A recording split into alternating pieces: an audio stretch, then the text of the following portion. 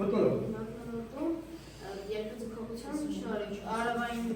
ճառագայթները մտնում են այդ շերտից, դա չեն կարող ուտել։ Այո, ու անը ուտակցին։ Սակումոկը ինչ գիտի հարերը։ Գիտի, շատ լեզու է գիտի։ Նայ, մոտավորապես այսպես process է։ Արեգակից ճառագայթները գալիս են, տաքացնում են երկրի մակերևույթ։ Բայց հետո չեմ կարող։ Հետո որ պետք է գնան, հանդիպում են այդ ջերմոցային գազերի շերտին ու մնում են այս տարածության մեջ։ Օդը ոնց է տաքանում։ Եվ որ մնում է մեջի երկար ժամանակ տաքանում։ Օդը արևը որ գալիս է օդին միանգամից տաքացնում, հա։ Չէ,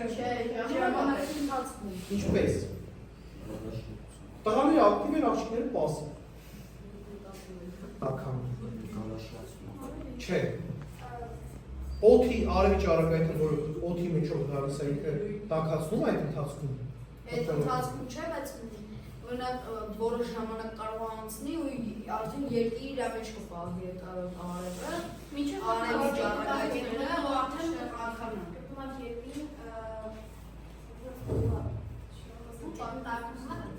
Այո։ Եթե օդը տաքանար արևի ճառագայթներից օդի մեջ, օրինակ ապակուց արևի ճառագայթները սենյակ ընկնելուց ապակին կտաքանար։ Այդ ձգողության հետ կապ։ Չէ։ Չունի։ Ապակի չի տաքանում, երբ որ արևի ճառագայթները ապակու մեջով գալիս են սենյակ։ Սենյակը տաքանում, դրա հաշվին է տաքացնում ապակու։ Նույնը նաև մթնոլորտում է տեղի ունենում։ Արեգակի ճառագայթները օդի մեջով անցնելով մթնոլորտի մեջով չէ տաքացնում։ Գալիս է երկրի մակերևույթն է տաքանում, հետո այդ ջերմությունը անջատում տալիս է մթնոլորտին։ Մթնոլորտը տենց է տաքանում։ Այս ու հաս։ Մենք ասում ենք գազերը բարձրանում են մթնոլորտ ու ստեղծում են ջերմոցային գազեր։ Որոնք են այդ գազերը։ Այդ որ գազերն են, որտեղ սպառնում են։ Որ գազերն են, որ կարող են չասնել ջերմոցային էֆեկտ։ Աստղաթու գազ ճիշտ է։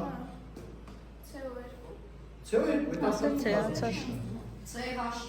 Այդ որն է։ Մեթանը։ Հե։ Մեթանը։ Մեթան։ Ու մի հատ էլ կա, որ ջրի գոլորշ։ 3 տեսակի գազ է մասնակցում, այդ թաղանթը ջերմոցային գազերը, 3 գազեր է ստեղծում։ Մեթան, ջրի գոլորշ։